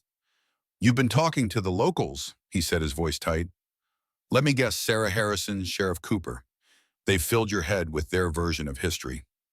I've been doing my own research, Daniel countered. County records, newspaper archives. Interesting reading. Bennett moved to the library doorway, his gaze falling on William's journal still open on the desk. I see you found some of William Montgomery's personal effects. Family histories can be fascinating, can't they? So many perspectives on the same events. Is that why you want this house so badly? Daniel pressed. To control the narrative about what happened between William Montgomery and your father. You think this is about a story? Bennett's laugh was bitter. This isn't about narratives, Mr. Reynolds. It's about justice. William Montgomery destroyed my father with false accusations and manipulated evidence. Then he disappeared with millions that rightfully belonged to the Caldwell family and Montgomery Steel shareholders. That's not how William tells it in his journal. Of course it isn't. Bennett's composure cracked further. The guilty always justify themselves. My father was a good man who built something valuable.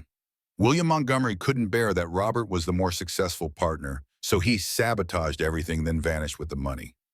Daniel studied Bennett's face, seeing not just anger, but genuine pain. Whatever version of history James Bennett believed it had shaped his entire life. You think I'm the villain in this story, Bennett said, his voice quieter now. But you have no idea what it's like to grow up with the shadow of another man's betrayal hanging over your family. My mother killed herself when I was 12 because she couldn't bear the shame and financial ruin William Montgomery brought down on us. My father died under mysterious circumstances 3 years later. The revelation landed with surprising impact. Daniel had read about Robert Caldwell's death in the yacht explosion, but hadn't considered how it would affect a teenage boy already traumatized by his mother's suicide. "I'm sorry about your mother," Daniel said sincerely. "No child should experience that kind of loss." Bennett's expression flickered with surprise at the genuine sympathy. For a moment, the armor of hostility weakened. "Then perhaps you can understand why this matters to me," he said. "I've spent my adult life trying to restore what was taken from my family. This house is the final piece. William hid something here, evidence, money, something that will finally reveal the full truth." "And if that truth isn't what you expect," Daniel asked, "if William wasn't the villain you believe him to be?" Bennett's jaw tightened. "I know what William Montgomery did. I've seen the documentation, the financial records, the evidence of his theft." "Evidence provided by your father." "Evidence that stands on its own merits," Bennett snapped. "Look, Reynolds, I'm trying to be reasonable here. 200,000 is more than generous. Take it, walk away, and leave the past buried where it belongs." "This is my home now," Daniel said firmly. "My son's home. Our legacy." Bennett studied him for a long moment, then nodded as if coming to a decision. "I see. Well, I won't take up any more of your time." He moved toward the door, pausing with his hand on the knob. "A word of advice, Mr. Reynolds. Be careful digging into the past. You might not like what you uncover about your inheritance." The slight emphasis on the last word sent a chill down Daniel's spine. Bennett knew, or at least suspected, the true connection between Daniel and William Montgomery. After Bennett's sedan disappeared down the driveway, Daniel found Tyler waiting at the top of the stairs. "He knows who we are, doesn't he?" the boy asked perceptively. "I think he suspects," Daniel admitted, "which means we need to find what William hid before Bennett does." "The place where water meets stone," Tyler recalled. "Exactly. Let's go check out that riverbank." The property extended behind the house for several acres, ending at a small river that wound through the countryside. They followed a neglected path through the overgrown gardens, past what had once been formal rose beds, and sculptured hedges, now wild and tangled with decades of unchecked growth. The river itself was narrow but swift, its clear waters flowing over a rocky bed. Along one bank, a natural stone outcropping formed a small cliff face weathered by centuries of water. Tyler spotted at first a heart symbol similar to the one on their key carved subtly into the rock face just above the waterline. "There," he pointed excitedly. "The symbol?"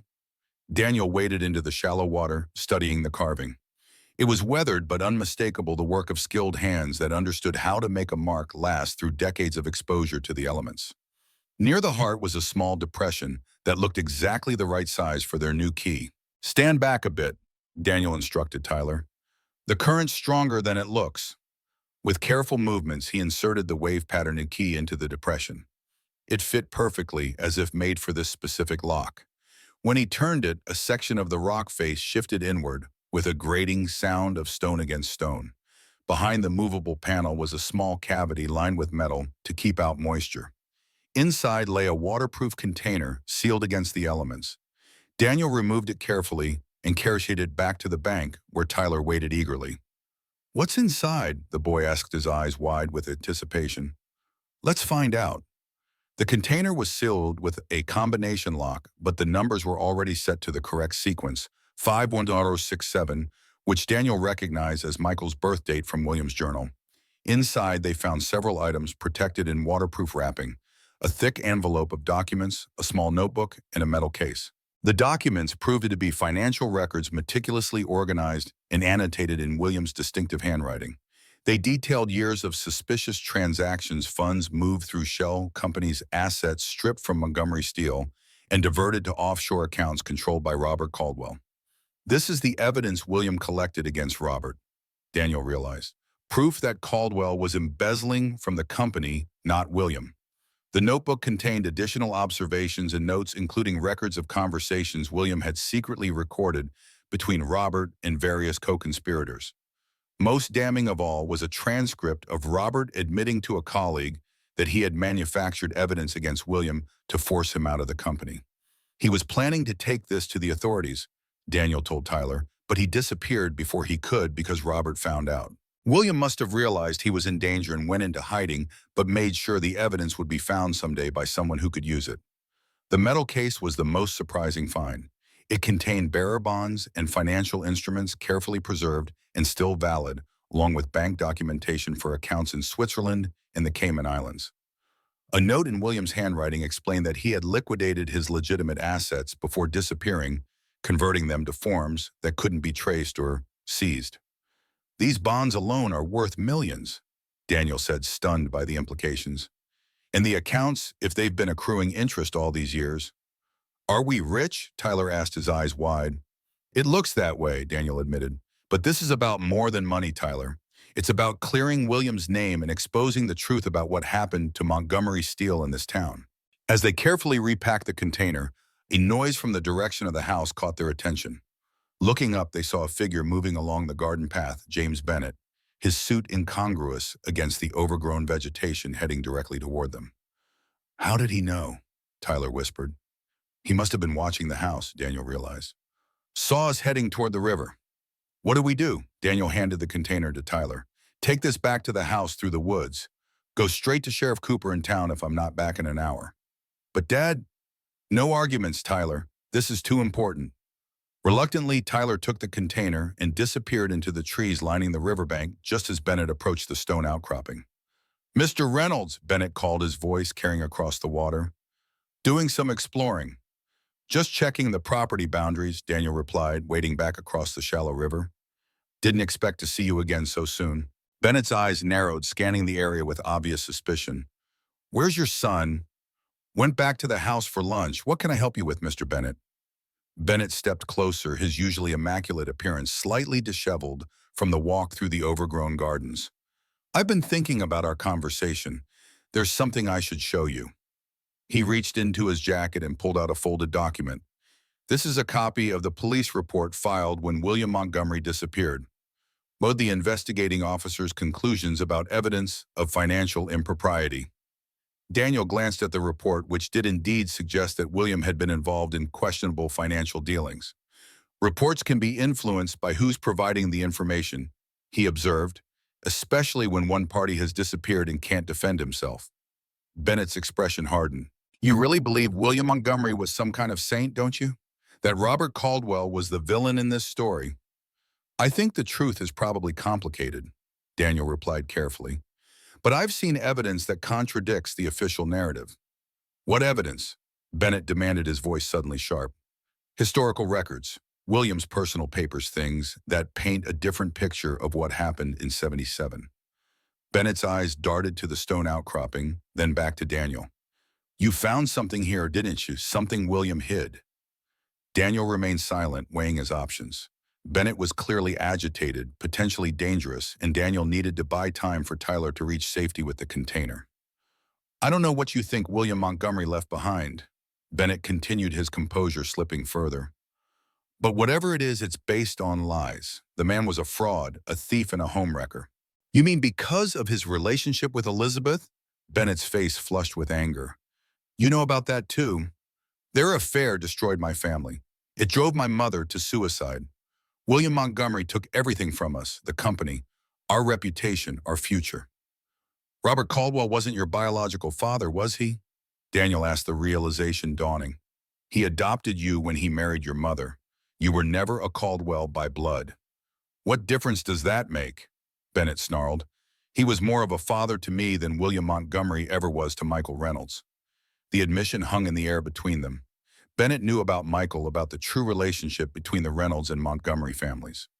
How long have you known? Daniel asked. About Michael. Years. About you. Bennett's laugh was bitter. I suspected as soon as William's will was finally fulfilled, the mysterious heir who matched the coded description, the carpenter from Chicago with the Reynolds name. It wasn't hard to connect the dots. Then you know why William chose me to find what he left behind. Because of your blood, Bennett spat the word like a curse. As if that matters more than loyalty, more than the years I spent helping my father rebuild after William destroyed everything. Daniel saw the pain beneath Bennett's anger, the lifetime of resentment and loss that had shaped him. I'm sorry about your mother, he said, about what you went through. But William wasn't responsible for that. The evidence I found, I don't care about your evidence, Bennett shouted, his careful facade finally crumbling completely. For 45 years, I've lived with the consequences of what William Montgomery did. I've watched this town decay, watched families struggle, all because One man couldn't accept that he'd lost the company fair and square. Fair and square, Daniel challenged. Is that what you call embezzlement and fraud? Because that's what Robert Caldwell was doing, stealing from the company, planning to close the mill, destroying livelihoods for profit. Bennett's hand moved toward his jacket, and for a terrifying moment, Daniel thought he might be reaching for a weapon. Instead, he pulled out a cell phone. "This conversation is pointless," Bennett said, his voice suddenly cold and controlled again. "I've tried reason. I've tried generosity. Now we'll do this the hard way." He dialed a number, his eyes never leaving Daniel's face. "Jim, it's Bennett. Proceed with the inspection tomorrow. Full code enforcement, no exceptions." He paused, listening. "Yes, I understand the property is historic. No exemptions. If it's not up to code, I want it condemned."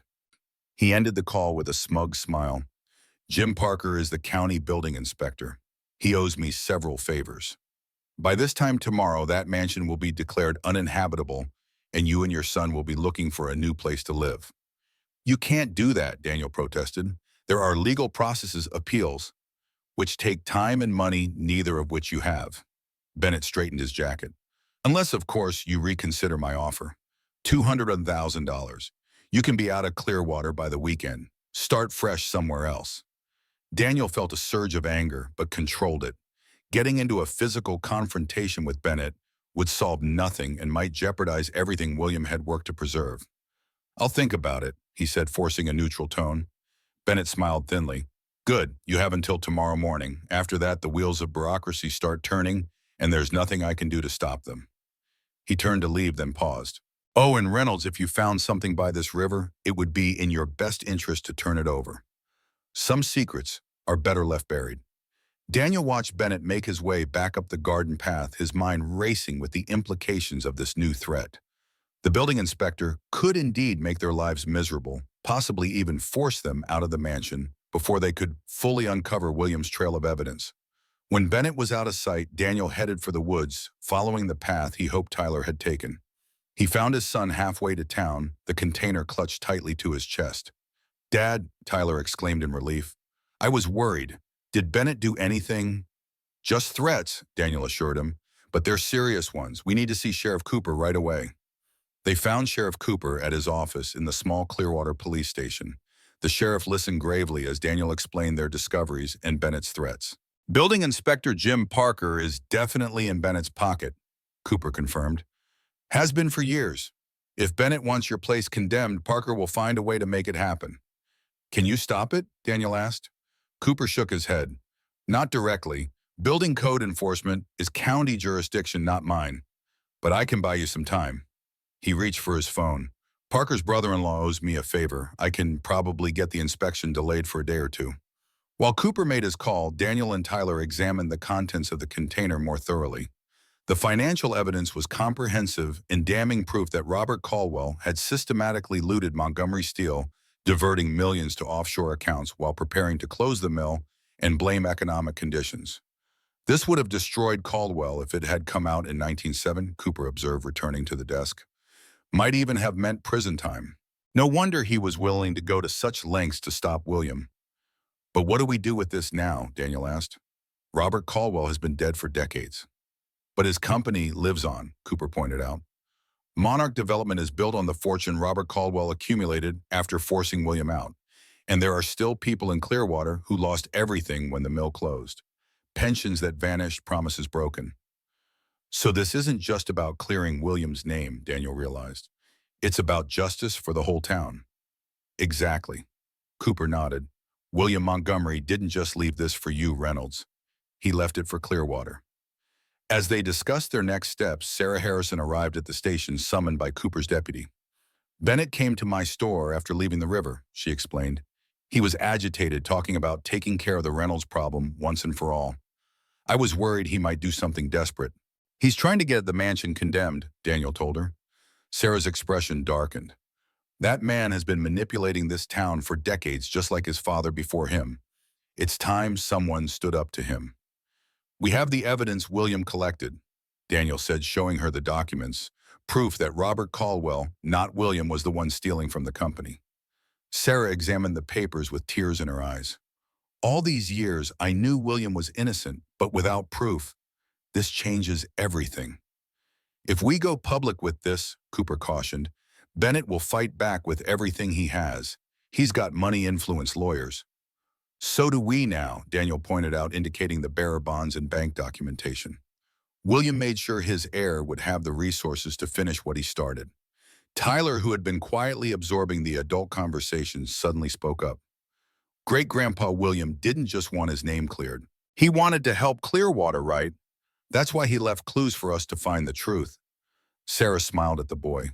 That's exactly right, Tyler. William loved this town. He would have wanted the truth to help rebuild what was lost. Then that's what we'll do, Daniel decided. Use these resources to bring justice to Clearwater, just as William intended. As they formulated their plan, the sky outside darkened with approaching storm clouds, a fitting backdrop to the brewing confrontation between the legacy of William Montgomery and the empire Robert Caldwell had built on deception and theft. That night, as rain lashed against the mansion's windows and thunder rolled across the hills, Daniel and Tyler sat in the library, surrounded by the evidence of a 45-year-old injustice finally brought to light. The ornate brass key that had started their journey lay on the table between them, its symbols now understood, its purpose fulfilled. Do you think William knew we would find everything? Tyler asked, his young voice thoughtful in the lamplit room. I think he hoped, Daniel replied. He created a path that only the right person could follow, then trusted that someday when the time was right, that person would come home to Clearwater. That's us, Tyler said with satisfaction. We came home. Daniel looked around the grand old mansion with its soaring ceilings and handcrafted details and felt a sense of connection to the man who had built it to last, who had encoded his legacy into its very walls. Beyond the windows, the lights of Clearwater glimmered in the rainy darkness, a town waiting for renewal, for the truth that had been hidden for too long. Yes, buddy, he agreed, putting his arm around his son's shoulders. We came home. The storm that had raged through the night left Clearwater gleaming in the morning sunlight, raindrops sparkling on every surface like tiny diamonds. Daniel woke early, his mind already racing with plans. They had one day, maybe two, if Sheriff Cooper's intervention worked before Bennett's building inspector arrived to condemn the mansion. In the kitchen, he found Tyler already dressed and preparing breakfast. The financial documents from the Riverside cash spread across the table beside his cereal bowl. Morning, Dad, the boy greeted. I was studying these bonds. They're worth a lot, aren't they? More than a lot, Daniel confirmed, pouring himself coffee. William converted his legitimate assets to bearer bonds before he disappeared. With compound interest over 45 years, we're looking at somewhere around $28 million. Tyler's eyes widened. $28 million. That's enough to fix the mansion 100 times over, and enough to do a lot more. Daniel agreed, Benjamin, but first we need to make sure Bennett doesn't force us out before we can implement our plan. Their strategy session was interrupted by the arrival of Sarah's sedan, followed closely by Sheriff Cooper's patrol car. Sarah carried a basket of fresh muffins, while Cooper brought news. I bought you some time, he announced without preamble. Parker's inspection is delayed until tomorrow afternoon. Something about emergency assessments in the county flood zone. His smile was grim. Not entirely untrue given last night's storm. That gives us about 30 hours, Daniel calculated. To do what exactly? Sarah asked, setting out her muffins. James Bennett has spent decades building his position in this town. Monarch Development owns half the commercial real estate and has the town council in his pocket. But he doesn't own the truth, Daniel replied, and now neither does he control all the money. He outlined his plan developed during the sleepless night as rain pounded the mansion's roof. Using William's hidden fortune, they would establish a foundation to revitalize Clearwater, starting with the purchase and restoration of the abandoned steel mill. Not to reopen it as a mill, he clarified, seeing Sarah's skeptical expression. That economic model is gone, but the buildings are structurally sound perfect for a conversion to a technical training center. We'll teach modern construction skills, traditional craftsmanship, sustainable manufacturing, creating jobs while preserving traditional skills. Cooper nodded approvingly. William would have liked that, but what about Bennett? He won't just let us do this. That's where the evidence comes in, Daniel explained. We don't need to destroy Bennett personally, but we do need to neutralize his influence. These documents prove that Monarch Development's seed money came from funds Robert Caldwell embezzled from Montgomery Steel. That makes the company's foundation illegitimate. Bennett will fight this with everything he has, Cooper warned. He's got powerful attorneys, political connections. So we don't fight on his terms, Daniel countered. We make this public in a way he can't control or suppress. The plan took shape throughout the morning. Sarah would contact former mill workers and their families, many of whom still lived in Clearwater. Cooper would quietly gather support from local business owners who'd suffered under Monarch's monopolistic practices. Meanwhile, Daniel and Tyler would prepare the evidence for presentation at the town council meeting scheduled for that evening. Bennett always attends, Cooper explained, uses it to maintain his public image as Clearwater's benevolent developer. Perfect, Daniel smiled. A captive audience is just what we need. As they dispersed to their tasks, Tyler tugged at Daniel's sleeve. Dad, shouldn't we keep looking for more clues? What if there's something else William hid in the house? Good thinking, Daniel agreed. We followed the main trail to the river cache, but the map shows other symbols we haven't explored yet. They returned to the floor plan William had hidden in the newel post. Several locations remained unmarked, including a symbol in what appeared to be the mansion's cellar, a space they hadn't yet explored. The cellar entrance was located off the kitchen, a heavy oak door leading to stone steps that descended into darkness. The air below was cool and damp, smelling of earth and aged stone. When Daniel switched on his flashlight, the beam revealed a cavernous space with arched ceiling, supports, and wine racks that had once held hundreds of bottles. This place is huge, Tyler whispered, his voice echoing slightly. Bigger than I expected. Victorian houses often had extensive cellars for food storage and wine, Daniel explained, examining the craftsmanship of the stone walls. Look at these arches, all hand-cut and fitted without mortar. The kind of work nobody does anymore.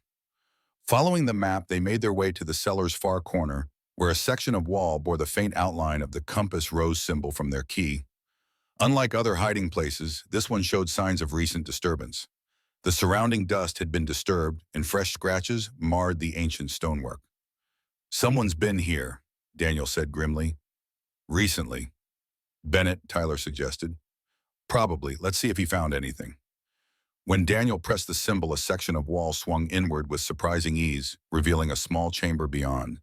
Inside, empty shelves lined the walls, and a metal lockbox lay open on the floor, its contents gone. We're too late, Daniel sighed. Bennett must have found whatever William hid here. Maybe not everything, Tyler countered, pointing to a small gap between two shelves. Look there, something's wedged in the crack. Daniel knelt and carefully extracted a small object from the narrow space, a miniature reel-to-reel tape, the kind used in dictation machines decades ago. A paper label bore William's distinctive handwriting, Insurance, May 1st, 1977. Good eye, buddy, Daniel praised, examining the tape. This might be exactly what we need. Can we play it? Tyler asked. Not without the right equipment, but I bet Sheriff Cooper might know where to find an old tape player. They secured the cellar chamber and hurried back upstairs, the tape carefully wrapped in a handkerchief. As they reached the main floor, the sound of tires on gravel alerted them to another visitor. Through the window, they saw not Bennett's sleek sedan, but a contractor's truck with Parker County Inspections emblazoned on the door. The inspector, Tyler gasped. I thought Sheriff Cooper said tomorrow. Bennett must have pulled more strings, Daniel realized. Quick, hide the documents and tape. I'll handle this. Jim Parker proved to be a thin, balding man with permanent frown lines and a clipboard held like a shield. His eyes darted around the entry hall with the practiced assessment of someone looking for violations, not beauty. Mr. Reynolds, he greeted without warmth, County Building Inspection. I understand you've taken residence in this structure without proper occupancy certification. My understanding, Daniel replied calmly, is that this inspection was scheduled for tomorrow afternoon. Parker's frown deepened. Plans change. Complaints were filed regarding urgent safety concerns. Let me guess, James Bennett filed those complaints. The inspector's expression remained neutral, but a slight flush crept up his neck. The source of complaints is confidential. Now I'll need access to all areas of the property, starting with the electrical system. For the next 2 hours, Parker methodically inspected the mansion, making copious notes on his clipboard. Daniel followed, silently observing how the inspector ignored obvious structural strengths while documenting every minor deficiency. When Parker began citing violations that didn't exist, claiming the foundation had serious cracks that Daniel knew weren't there, the charade became transparent. "You realize this is a historic property," Daniel finally said as Parker claimed the perfectly sound main staircase was structurally unsound. "It's exempt from certain modern code requirements under preservation statutes." "Exemptions must be applied for and approved," Parker countered. "Have you filed the necessary paperwork with the Historic Preservation Commission?" "Not yet, but then no exemptions apply." Parker made another note with evident satisfaction. "Based on my preliminary assessment, this structure presents multiple imminent hazards to occupants. You'll receive official notice by tomorrow, but I'm verbally informing you that this building is not approved for residential use. I have 30 days to address violations before any action can be taken," Daniel pointed out, recalling his knowledge of building codes. "Not in cases of imminent hazard," Parker replied smugly. "The county can issue an emergency condemnation order requiring immediate vacation of the premises." As Parker headed for his truck, clipboard full of manufactured violations, Daniel fought to control his anger. This wasn't just bureaucratic harassment. It was Bennett using official channels to force them out before they could present their evidence. "What do we do now?" Tyler asked when the inspector's truck disappeared down the driveway. "We accelerate our timeline," Daniel decided. "Call Sheriff Cooper. Tell him Parker was here and that Bennett is making his move. I'll contact Sarah. We need to gather everyone now. Not wait for the council meeting tonight." Within an hour, Sarah had assembled a group of former mill workers and their families in the mansion's front parlor, men and women whose lives had been upended when Montgomery Steel closed in 1979. Cooper arrived with several local business owners and, crucially, a vintage tape player that could handle Williams' recording. "Found this in the evidence room," he explained, "from back when we still recorded witness statements on these things." As the small crowd settled in the parlor, Daniel briefly explained who he was and what they had discovered. The initial skepticism gradually gave way to interest as he showed them Williams' journal and the financial documents proving Robert Caldwell's embezzlement. "Many of you lost jobs, pensions, futures when the mill closed," Daniel said. "You were told it was economic necessity that the steel industry was dying. But the truth is Robert Caldwell deliberately stripped the company of assets, then closed it for his own profit, and he blamed William Montgomery for his crimes." "Why should we believe you?" asked an older man with the weathered hands of a former steelworker. "You show up out of nowhere claiming to be Montgomery's grandson, waving papers nobody can verify." "Fair question," Daniel acknowledged, "which is why we have this." He held up the tape reel, a recording William made shortly before he disappeared. "Let's hear what he captured." Cooper connected the tape player to portable speakers and pressed play. After a moment of static voices emerged from the past, Robert Caldwell's aristocratic tones, first followed by Williams' more measured cadence. "The arrangements are complete," Caldwell was saying. "The Swiss accounts are established, and the final transfers will be complete by month's end. Montgomery Steel's most valuable assets will be liquidated through our shell companies before anyone realizes what's happening." "And the workers?" William asked, his voice tight with controlled anger. "Their pensions, the promises we made." Caldwell's laugh was cold. "Don't be naive, William. Business is business. If they wanted security, they should have chosen different careers. The smart ones will find other jobs. The rest aren't my concern." "I won't let you do this," William declared. "I've documented everything, the false accounts, the offshore transfers, the shell companies. If this goes public, you'll face criminal charges." "Nobody will believe you," Caldwell countered, his voice hardening. "I've already planted evidence of your embezzlement, your signature on transfer authorizations, backdated memos, and your handwriting. It's your word against mine, and I own 3 county judges and the district attorney. So that's it. You steal millions, destroy thousands of lives, and walk away clean. That's how the world works. William, the strong take what they want, and the weak suffer what they must. You're an idealist. That's why you'll lose. Now you have a choice. Sign over your shares at the price I'm offering. Resign quietly and I will let you walk away. Refuse and I'll destroy you, your reputation, your freedom, your family."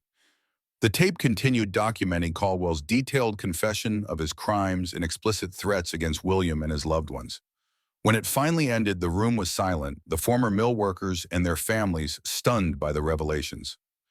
"That tape is dated May 1st, 1977, Daniel said quietly, 2 weeks before William disappeared. He knew Caldwell would make good on his threats, So he hid this evidence where it could be found when the time was right. Why now? Someone asked. Why after all these years? Because William designed his plan to protect his family, first his son Michael, my father who was sent away for safety, and because he knew it would take resources to fight the Caldwell legacy. Daniel gestured to the financial documents. William converted his legitimate assets to forms that couldn't be traced or seized. With compound interest over 45 years, they are now worth approximately $28 million. A murmur ran through the room at the figure, and I intend to use that money exactly as William would have wanted to revitalize Clearwater, starting with converting the old mill into a training center for construction and traditional crafts. Daniel looked around the room, meeting the eyes of people who had suffered from Robert Caldwell's greed. But first we need to stop James Bennett from continuing his father's legacy of exploitation. Bennett's got the town council in his pocket, Cooper reminded everyone. And now he's using the building inspector to force Daniel and Tyler out before they can present this evidence publicly. Then we don't wait for the council meeting, Sarah declared firmly. We take this evidence to the people of Clearwater directly right now. Her suggestion sparked immediate action. The small group dispersed to spread the word throughout town, carrying copies of the financial documents, and most damning of all, portable speakers, to play Williams a recording for anyone who would listen. Bennett will try to stop us, Cooper warned as they prepared to leave. Let him try, Sarah replied, her eyes flashing with 45 years of pent-up indignation. This town has lived under the Caldwell shadow for too long. As the impromptu coalition headed into town, Daniel and Tyler remained at the mansion preparing for Bennett's inevitable response. They didn't have to wait long. Less than an hour later, Bennett's black sedan roared up the driveway, gravel spraying from beneath its tires. The lawyer emerged, his usual composure notably absent, his face flushed with anger. "What have you done?" he demanded, storming onto the porch where Daniel waited. "Your people are all over town spreading lies about my father." "Not lies, Bennett, evidence. William's tape recording is particularly convincing, don't you think?" Bennett's complexion paled slightly. "What recording?" "The one where your father confesses to embezzling millions from Montgomery Steel and threatening William's family if he exposed the truth." Daniel studied Bennett's face. "You didn't find it in the cellar hiding place, did you? You found other documents but missed the tape." "This is slander," Bennett hissed. "I'll sue you for everything you have." "Go ahead," Daniel invited calmly. "Discovery works both ways." All those Monarch Development financial records would make for interesting reading, especially when compared to the funds Robert Caldwell embezzled from Montgomery Steel. Bennett's composure cracked further. "You think you've won? Parker's condemnation order will be signed this afternoon. You and your brat will be out on the street by sunset." "I don't think so," came Sheriff Cooper's voice as he mounted the porch steps. "Jim Parker has recused himself from this inspection due to a newly discovered conflict of interest." He handed Bennett a document. "Seems someone anonymously sent the county commissioner evidence that Parker has been taking payments from Monarch Development for years." The commissioner was quite disturbed. Bennett scanned the document, his hand shaking slightly. "This changes nothing. The mansion still isn't up to code." "Actually," Cooper continued, "the State Historic Preservation Office has granted emergency protected status to the Montgomery Mansion based on its architectural and historical significance. Any code enforcement must now go through their review process, which typically takes 6 to 8 months. The calculated facade Bennett had maintained for decades was crumbling visibly. His eyes darted between Daniel and Cooper, searching for weakness and finding none. "You've turned the town against me," he accused. "Decades of investment and development, and they listened to you, a stranger, over me." "They're listening to the truth," Daniel corrected. "About what happened to Montgomery Steel, about why their town declined, and about the foundation Monarch Development was built on." "My father made mistakes," Bennett admitted reluctantly. "But he also created opportunities. When the economy was collapsing, he invested here when no one else would. After first causing that collapse," Cooper pointed out. "And those investments were made with stolen money designed to benefit primarily one person, Robert Caldwell, and later you." Bennett's shoulders sagged slightly, the first genuine show of vulnerability Daniel had seen from him. "What do you want from me, Reynolds? To admit my father was a thief, to apologize for crimes I didn't commit, to watch everything I've built collapse?" "What I want," Daniel said quietly, "is for Clearwater to heal, for William Montgomery's name to be cleared, and for the resources he preserved to benefit the people who were harmed by your father's actions. Before Bennett could respond, Sarah's car pulled into the driveway, followed by a procession of vehicles that stretched back to the main road. Dozens of Clearwater residents emerged, former mill workers, small business owners, families who had lived under the economic shadow cast by the mill's closure for generations. Word spread, Sarah announced, climbing the porch steps. People want to hear directly from William Montgomery's grandson about his plans for the town. Bennett looked out at the gathering crowd, recognition slowly dawning in his eyes. His influence, built on his father's stolen fortune and maintained through financial leverage, was evaporating in the face of a community united by truth. "This isn't over," he muttered to Daniel. But the threat lacked conviction. "Actually, it is," Daniel replied. "But what happens next is partly up to you." As Bennett retreated to his car and drove away, Daniel turned to face the people of Clearwater. His people, he realized, in a way he hadn't fully understood until this moment. They had gathered not just out of curiosity or outrage, but because something long dormant in the town was awakening hope. Standing on the porch of the mansion William Montgomery had preserved for his descendants, Daniel felt the weight of responsibility settle on his shoulders. This wasn't just about clearing a name or claiming an inheritance. It was about fulfilling a legacy that had waited patiently for 45 years to be discovered. "Thank you all for coming," he began, his voice carrying across the front lawn. "My name is Daniel Reynolds. This is my son Tyler, and we have a story to tell you about this town, about William Montgomery, and about a future that has been waiting a long time to begin." 1 week later, the town council chambers were filled beyond capacity as Daniel formally presented his proposal for the Montgomery Restoration Foundation. The plan was ambitious but practical.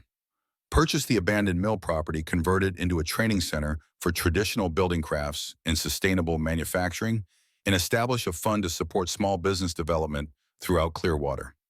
"The foundation will be funded initially with $20 million, Daniel explained to the attentive council. "This represents the majority of the assets William Montgomery preserved before his disappearance, now grown through 4 decades of investment." "And what do you personally gain from this arrangement, Mr. Reynolds?" asked Councilwoman Harper, one of the few members not historically aligned with Bennett's interests.